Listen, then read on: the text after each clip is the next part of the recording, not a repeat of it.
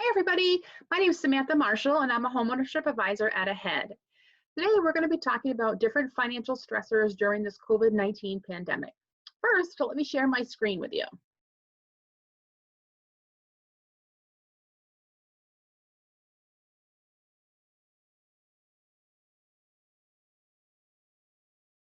So right now, you're probably experiencing some level of financial stress due to COVID-19. With over 16 million Americans out of work right now, and many, many more of us experiencing an increase of daily expenses because our daily home lives have changed, most likely you're experiencing some kind of new stress in your life. But rest assured, you're not alone. We're in this together. The entire country is facing this COVID-19 pandemic. We're all going through the same similar challenges. So you can rest easy knowing that you're not alone in this situation, and there's definitely resources and people there to help. The first part of dealing with stress is understanding what the signs of stress are. So oddly enough, a lot of the signs of stress can also be symptoms, early symptoms of the COVID-19 virus. Things like an upset stomach, headache, difficulty sleeping, low energy. Those can be signs of actual COVID-19 virus. However, without the respiratory issues and things of that sort, it could be more that you're dealing with stress than the actual virus itself. So if you're experiencing things like anxiety, worry, panic attacks, depression, guilt, um, feeling emotionally numb, muscle aches, maybe even gaining or losing weight, those could be more of a sign of actual just dealing with stress. So it's important to understand the differences of those, not only in yourself, but in our family members as well, because we can have, even our children experiencing some level of stress right now because our lives have changed so much in the last few weeks. So it's important to recognize those signs and symptoms and understand when we need to reach out to each other for help. So as far as dealing with a financial budget, identifying a crisis budget, setting that all up right now during this time, the first step you want to do in order to create a crisis budget is gather up all your supplies that you have. So that means, number one, your bills. So all your paper bills that you get in the mail, you want to actually physically open them up and take them out of the envelope. You want to download your statements if you're getting things through e-statements, things like bank statements, credit card statements, maybe your mortgage statement comes electronically. You don't maybe physically see it on a piece of paper, but you want to look at those and at least download those so you have them readily available. You want to gather up a calculator, pen and pencil, maybe even a highlighter.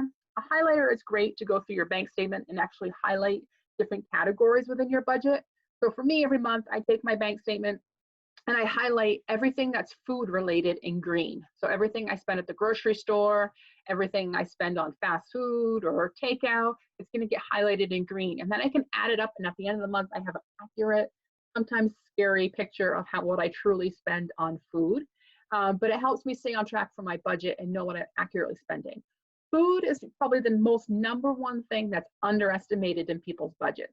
We need it to eat, and we tend to buy things at the grocery store or when we're dining out, and to kind of justify it that it's food, we need it to live, so we don't necessarily have to adhere to a budget when it comes to those things. And that's not necessarily true. Yes, we definitely need food to eat, but we should still follow our budget. And then the next thing to get when you're getting ready to create your crisis budget is get a support person. It could be someone within your household. It could be even somebody who's not in your physical household right now, and you could talk together over the phone or through Skype or Zoom. Everybody's experiencing this right now, so there's no shame, there's no embarrassment in saying, you know what, I've got to sit down and create my crisis budget. You want to sit down and we can do it together, over Zoom, and we can chat and compare notes and maybe come up with some different ideas to help each other save money right now and stay on track. So I'm sure we all have somebody we can reach out to. And if you don't, the staff at AHEAD, myself, Kelly Carson, Mary Voisine, we'd be more than happy to be your support person while creating your crisis budget. And we don't charge for that service at all. And we're here to help anytime. So feel free to give us a call or visit our website. Our contact info will be at the end of this presentation. Step 2 for setting up your crisis budget is going to be setting the mood. So pour yourself a nice refreshing beverage, whether it's a green tea or maybe some lemon water. You want to avoid some alcohol. We don't want anybody making rash decisions based off of what they're consuming. Set some relaxing music in the background. Make sure the TV's shut off. We don't need to be listening to the news or social media. And then make sure your desk is clean, set up, whether you're at a table or, an actual desk. Try to get some, clean space that's not going to be interrupted by too many people and impacted with what's going on, which I know is hard right now with homeschooling and other people working from home, but it's important to kind of do this when you're setting up your budget. Step 3 in creating a crisis budget is you're going to make a plan, a schedule. You want to set one day a week that is your finance day. So for me, that's kind of my Sunday evening. And I don't know why I do it on Sunday evening. I feel like it's more of like me preparing for the week. So I'd like to have my to-do list done. I like to review my budget. I like to look over my bank statements. I like to look at the head of the week and see what bills are coming up, making sure that I can accommodate for them. I typically get paid on every other Thursday. So by doing it on Sunday, I'm looking ahead to see what is coming up for the week ahead, whether I'm going to be getting paid or not, and how I need to strategize to make sure that money is going to get me to my next paycheck. I also typically go grocery shopping over the weekend. So on Sunday evening, I know what I've spent on for groceries. I know what I've got for food in the house, so I can make a plan on whether I need to try to make that last $50 stretch until my next paycheck, or, do I know that I, have enough food in the house so I can actually make it stretch for 2 more weeks? So it kind of helps me do that by doing it on Sunday evening. But you could any day of the week. It can be the day that you get paid. It could be Monday mornings because in your mind your week starts on Monday morning. It could be Friday night because you finished the work week and you like, woohoo, we're done the work week. Let's make the plan for how we're going to handle the money that we just earned. So set a designated finance day and try to stick to it and do the same day every week. We want to make sure right now during this crisis that we're reviewing our budget and our finances every single week. Normally we talk about, doing a budget once a month and reviewing it and checking in and just monitoring your bank statements on a weekly, every few days basis. But right now during this crisis, it's really important that we're actually checking our budget and staying on top of it every single week, because every week things are changing. Every week, sadly, people are losing their jobs or different businesses are closing, or there's going to be some different impacts. So making sure we're staying on top of that budget is really important. Set a weekly budget for groceries, gas, and any other variable expenses. So I mentioned earlier that groceries is usually the #1 thing that people underestimate in their budget. Gas is as well. However, right now gas is pretty low. I filled up last Thursday and it was $1.74 a gallon. And it was fantastic. It was amazing. However, I haven't really driven anywhere in the last month. So that was the first time I filled up in weeks. So typically I spend quite a bit on gas because I have a pretty long commute. I drive about 82 miles a day round trip to go to work. So I spend a lot in gas normally, but right now I'm not. So I've got a little bit of extra money that I can allocate to other areas, mainly groceries, because that expense is higher because all my kids are now home. So once you've set that budget, you set your finance day, and you're doing your work to actually work on your crisis budget during that designated day, then you don't need to obsess about your finances every single day. And if you tend to do that, if you're constantly looking at your retirement statement, or you're constantly trying to look at your bank statement or seeing if their stimulus money is coming in, it's going to add to your stress. So only dealing with finances on a scheduled day is going to allow your mind to free up for other things. So you can say to yourself, you know what, I'm not going to worry about, my payments. I've looked at my budget. I know what my plan is. The rest of the week, if I find myself thinking about that or starting to worry about it, I'm going to try to redirect my attention onto something else more positive, whether it's going for a walk or maybe doing a project around the house, something that I'm not going to have that negative impact on my mental health. So 4 with your crisis budget is you want to set a goal. Goal setting is critical. It is proven when we have a goal, we are more apt to actually reach the goal when we visualize it, whether it's a picture cut out of what our goal wants to be, creating a vision board. All those things are proven to actually make you reach that end more successfully.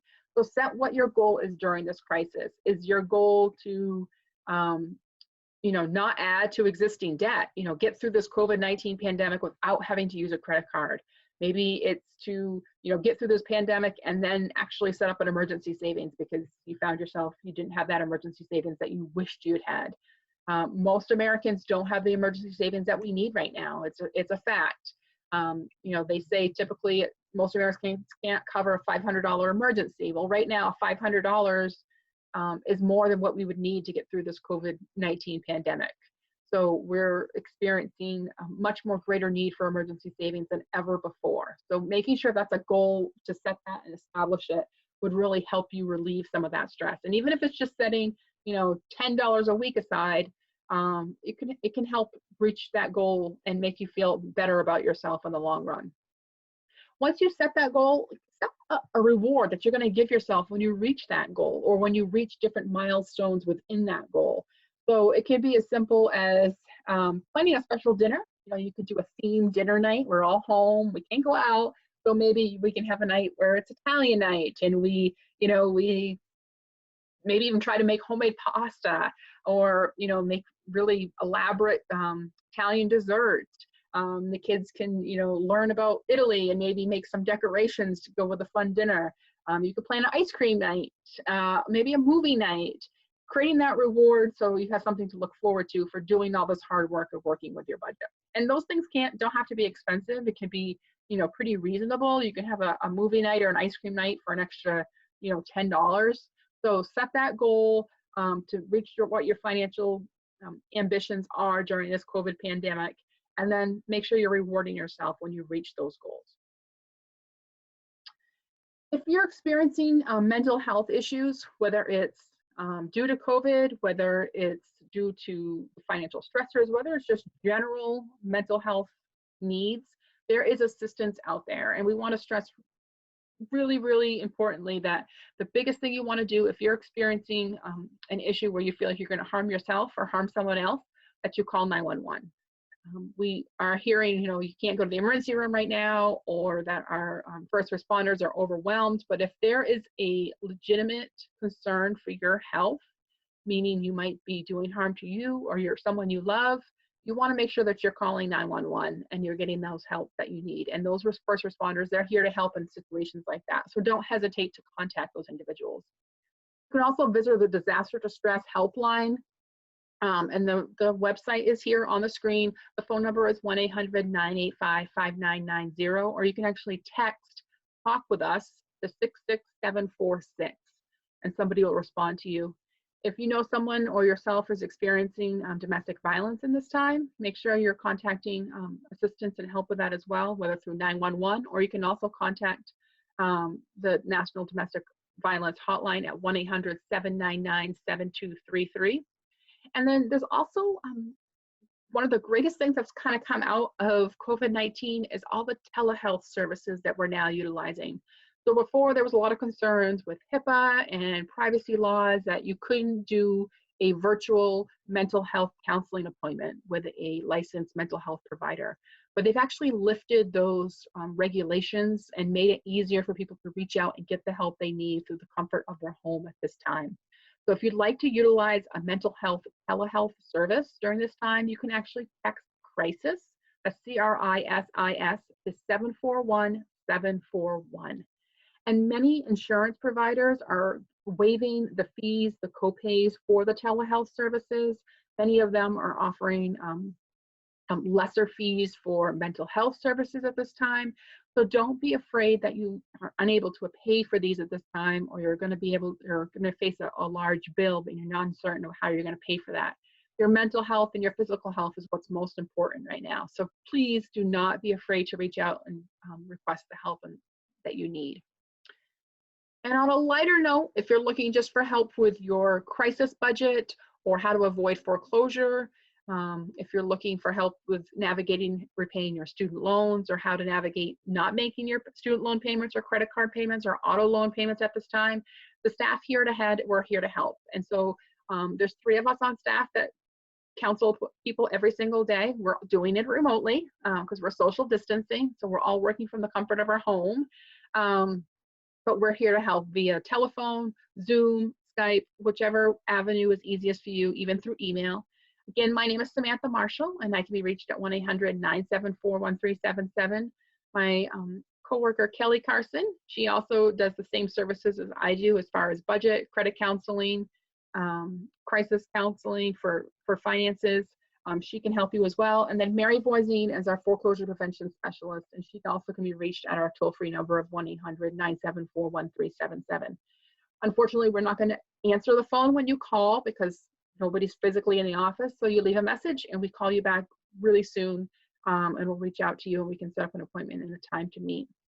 So we hope everyone is doing well. We hope you're getting some fresh air and getting outside and starting to enjoy a little bit of the spring weather that we have. And if you have any help or need anything, feel free to reach out to AHEAD. We are here to help you, and we look forward to talking to everyone soon. Take care.